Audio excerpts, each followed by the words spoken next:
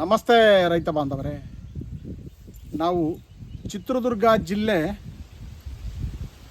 ಚಿತ್ರದುರ್ಗ ತಾಲೂಕು ಹೊಸಹಟ್ಟಿ ಅಂತಕ್ಕಂಥ ಒಂದು ಗ್ರಾಮದಲ್ಲಿದ್ದೀವಿ. ಸರ್ ನಮಸ್ಕಾರ. ಸರ್ ನಮಸ್ತೆ ಸರ್. ತಮ್ಮ ಹೆಸರು ಸರ್? ನನ್ನ ಹೆಸರು ಜಯಪ್ಪ ಅಂತ. ಜಯಪ್ಪ ಅಂತ. ಹೌದು ಸರ್ ನಮಸ್ಕಾರ ಸರ್. ನಮಸ್ಕಾರ ಸರ್ ತಮ್ಮ ಹೆಸರು ಸರ್? ನನ್ನ ಹೆಸರು ಗೋವಿಂದ್ ಅಂತ. ಗೋವಿಂದ್ ಅಂತ. ಈ ಇಬ್ಬರೂ ಕೂಡ ಸಹೋದರರು. ಉತ್ತಮವಾಗಿರ್ತಕ್ಕಂಥ ಒಂದು ಜಾಬ್ ಬಿಟ್ಟು ಕೃಷಿಗೆ ಬಂದರೆ ಪೂರ್ವಿಕರ ಆಸ್ತಿ ಉಳಿಸ್ಬೇಕು, ಇಲ್ಲೇ ಬದುಕು ಕಟ್ಕೋಬೇಕು, ಸಮಾಜಕ್ಕೆ ಒಂದು ಉತ್ತಮವಾಗಿರ್ತಕ್ಕಂಥ ಸಂದೇಶ ಕೊಡಬೇಕು ಅಂತಕ್ಕಂಥದ್ದು ಇವ್ರ ವಿಚಾರ. ಇವರು ಸಾಫ್ಟ್ವೇರ್ ಇಂಜಿನಿಯರ್ ವೃತ್ತಿ, ಕೈ ತುಂಬ ಸಂಬಳ ಬರ್ತಕ್ಕಂಥ ಜಾಬ್ ಬಿಟ್ಟು ಬಂದರು. ಇವರು ಬ್ಯಾಂಕ್ ಆಫ್ ಬರೋಡಾದಲ್ಲಿ ಅಸಿಸ್ಟೆಂಟ್ ಜನರಲ್ ಮ್ಯಾನೇಜರ್ ಅಲ್ಲ ಸರ್, ಎಸ್, AGM ಆಗಿ ಲಕ್ಷಾಂತರ ರೂಪಾಯಿ ಸಂಬಳ ತಗೊಂತ ಇದ್ದರು. ವಾಲಂಟರಿ ರಿಟೈರ್ಮೆಂಟ್ ತಗೊಂಡು ಮತ್ತೆ ಈ ತೋಟಗಾರಿಕೆ ನಿರ್ವಹಣೆ ಮಾಡ್ತಿದ್ದಾರೆ. ಅವ್ರಿಗೆ ಒಂದಿಷ್ಟು ಬ್ಲಾಕೇಜ್ನ ಸುಮಾರು 1 ಗಂಟೆ ಅವಧಿನಲ್ಲಿ ಕ್ಲಿಯರ್ ಮಾಡಿದ್ವಿ. ಇಷ್ಟೋ ತನಕ ಮಳೆ ಬರ್ತಾಯಿತ್ತು. ಇವತ್ತು ನಮಗೆ ಮಳೆರಾಯ ಆಶೀರ್ವಾದ ಮಾಡಿದ ಅಂತ ನಾವು ಅಂದ್ಕೊಂತೀವಿ. ಸಾಹೇಬ್ರೆ ಹೇಳಿ ಸರ್. ತಾವು ಬಿಟ್ಟು ಬಂದಾಗ ತಮ್ಮ ಸಂಬಳ ಎಷ್ಟಿತ್ತು ಸರ್? ಸರ್ ನಾನು ಬಿಟ್ಟು ಬಂದಾಗ 2 ಲಕ್ಷ ಸಂಬಳ ಇತ್ತು. 2 ಲಕ್ಷ ಸಂಬಳ. ಹೌದು ಸರ್. ಬಟ್ ತಾವು ನೆಮ್ಮದಿಯ ಬದುಕಿನ ಬಗ್ಗೆ ಮಾತಾಡ್ತಿದ್ದೀರಲ್ಲ ಸರ್. ಹೌದು. ಒಂದಿಷ್ಟು ಇವತ್ತು ಸಮಾಜದಾಗ ಏನಾಗಿದೆ ಅಂತ ಹೇಳಿದರೆ, ದುಡ್ಡು ಇಲ್ದರೆ ಬದುಕಾಗಲ್ಲ. ಆಗೋಲ್ಲ. ಒಪ್ಪಿಗೆನಾ ಸರ್? ದುಡ್ಡು ಬೇಕೇ ಬೇಕು. ಕಲಿಯುಗದಲ್ಲಿ ದುಡ್ಡು ಅನಿವಾರ್ಯ ಮತ್ತು ಅಗತ್ಯ ಅಂತ. ಹೌದಾ? ತೋಟಗಾರಿಕೆ ಬೆಳೆನಲ್ಲಿ ಒಂದು ರೂಲ್ ಇದೆ. 33 ಒಂದರ ಅನುಪಾತದಲ್ಲಿ ತೋಟಗಾರಿಕೆ ಮಾಡಬೇಕು ಅಂತ ಒಂದಿಷ್ಟು ಸಮಗ್ರ ಬೆಳೆ ಪದ್ಧತಿನಲ್ಲಿ ಬಾಳೆಗೆ ಸಜೆಸ್ಟ್ ಮಾಡಿದ್ವಿ. ಮಣ್ಣಿನ ಸುಸ್ಥಿರತೆ ಕಾಪಾಡಬೇಕು ಅಂದ್ವಿ.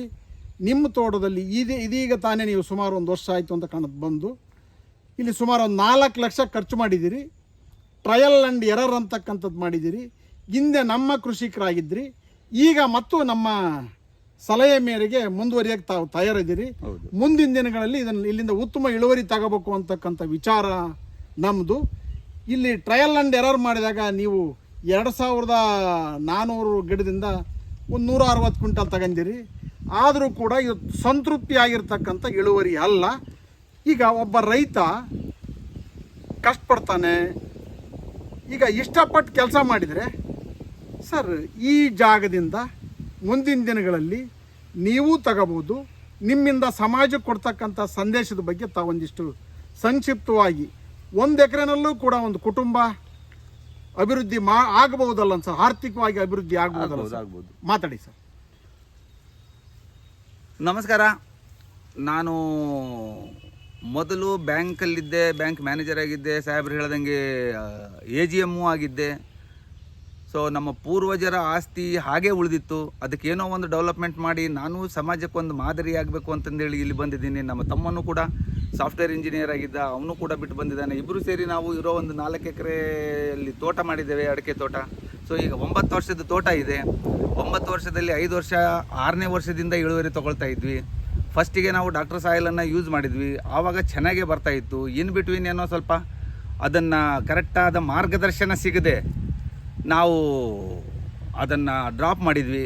ಅದರ ನಂತರ ಈಗ ನಾವು ಅದೇ ಡಾಕ್ಟರ್ ಸಾಯಿಲನ್ನು ಯೂಸ್ ಮಾಡುವ, ಅದನ್ನೊಂದು ಉಪಯೋಗ ಮಾಡಿ ಅದರ ಸಮಗ್ರ ಕೃಷಿ ಯೋಜನೆ ಅಡಿಯಲ್ಲಿ ನಾವು ಅದೊಂದು ಡೆವಲಪ್ ಆಗುವ ಅಂತಂದೇಳಿ ಸಾರಿಗೆ ಫೋನ್ ಮಾಡಿ ಕರೆದ್ವಿ.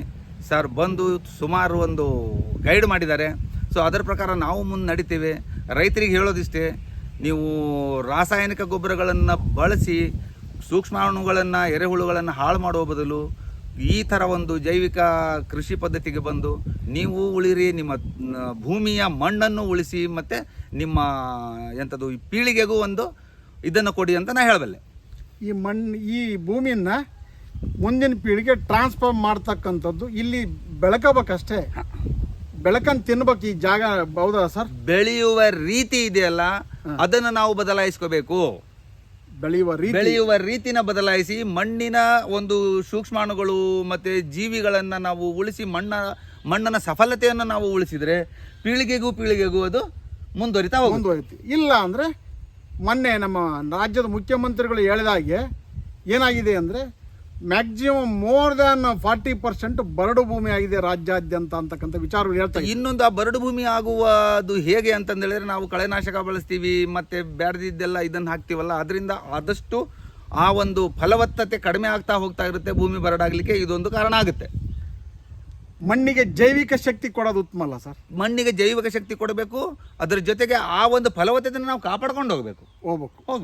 ಸರ್ ತಮ್ಮ ಅನುಭವ ಒಂದಿಷ್ಟು ಶೇರ್ ಮಾಡಿ ಸರ್. ನಾನು MCA ಮುಗಿಸ್ಕೊಂಡು ಬೆಂಗಳೂರಿನಲ್ಲಿದ್ದೆ. ಬೆಂಗಳೂರಿನಲ್ಲಿದ್ದ ತಕ್ಷಣ ನಮ್ಮ ಅಣ್ಣವರು ನಮ್ಮದು ಏನು ತಂದೆ ತಾಯಿಯವ್ರ ಆಸ್ತಿ ಉಳಿಸೋಣ, ನಾವು ಬೋರ್ಗೀರ್ ಹಾಕ್ಸ್ಬಿಟ್ಟು ಎಲ್ಲ ಅಡಿಕೆ ತೋಟ ಮಾಡೋಣ, ದುಡ್ಡೇ ಇಂಪಾರ್ಟೆಂಟ್ ಅಲ್ಲ ಅಂತಂದರು. ಆ ಕ್ಷಣನೇ ನಾನು ಬಂದುಬಿಟ್ಟು ತೋಟ ಎಲ್ಲ ಮಾಡಿದ್ವಿ. ಈಗ 9ನೇ ವರ್ಷ ತೋಟ ನಡೀತಾ ಇದೆ. ಡಾಕ್ಟರ್ ಸೈಲ್ ಸ್ಟಾರ್ಟ್ ಮಾಡಿದ್ವಿ. ಬಟ್ ಮಿಸ್ಕಮ್ಯುನಿಕೇಷನಿಂದ ಕರೆಕ್ಟಾಗಿ ಗೈಡ್ ಸಿಗಲಿಲ್ಲ ಆ ಟೈಮಲ್ಲಿ ನಮಗೆ 5 ವರ್ಷದ ಹಿಂದೆ. ಅದಾದ ನಂತರ ನಾವು ಸುಮ್ಮನಾದ್ವಿ, ಬೇರೆ ಗೊಬ್ಬರ ಕೊಟ್ಕೊಂಡು. ಈಗ ಮತ್ತೆ ಸಾರಿ ಫೋನ್ ಮಾಡಿಬಿಟ್ಟು ಕಳಿಸಿದ್ದೀವಿ. ಅವ್ರು ಕೊಡೋ ಮಾರ್ಗದರ್ಶನ ಮುಖಾಂತರ ನಾವು ಮುಂದೆ ಸಮಗ್ರ ಕೃಷಿ ಮಾಡಬೇಕಂತ ಅಂದ್ಕೊಂಡಿದ್ದೀವಿ. Thank you sir. ನಮಸ್ಕಾರ ಸರ್. ನೋಡಿದ್ರಲ್ಲ ರೈತ ಬಾಂಧವರೇ, ದುಡ್ಡೇ ದೊಡ್ಡಪ್ಪ, ವಿದ್ಯೆ ಅವರಪ್ಪ ಅಂತಾರೆ.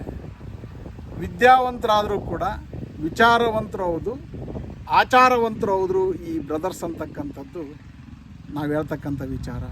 ತಾವು ಕೂಡ ಬದಲಾಗಬೇಕು ಅನ್ನೋದಾದರೆ ನಮ್ಮ ಸಂಪರ್ಕಿಸಿ. ಒಂದು ಆತ್ಮೀಯ ಚರ್ಚೆ ಮತ್ತು ಆರೋಗ್ಯಕರ ಚರ್ಚೆ ನಿಮ್ಮೊಂದಿಗೆ ನಮ್ಮ ಜೊತೆಲಿ ಆಗಬೇಕು ಅನ್ನೋದಾದರೆ, ಒಂದಿಷ್ಟು ಬದಲಾವಣೆ ತರಬೇಕು, ಸಮಾಜದಲ್ಲಿ ಈಗೋ ಬಿಟ್ಟು ಬದುಕಬೇಕು, ನಾನು ಅಂತಕ್ಕಂಥ ವಿಚಾರವನ್ನು ಬಿಟ್ಟು ಹೊರಗೆ ಬಂದರೆ ಉತ್ತಮವಾಗಿರ್ತಕ್ಕಂಥ ಬದುಕು ಮತ್ತು ಕುಟುಂಬ ನಿರ್ವಹಣೆ ಸಾಧ್ಯ ಅಂತಕ್ಕಂಥ ವಿಚಾರಗಳನ್ನ ಈ ಗ್ರಾಮದಿಂದ ಮತ್ತು ಇವ್ರ ತೋಟದಿಂದ ತಿಳಿಸ್ಲಿಕ್ಕೆ ಬಯಸ್ತೀನಿ sir. Thank you very much sir. Thank you sir. ನಮ್ಮ ಸಂಪರ್ಕ ಸಂಖ್ಯೆ 9972699813.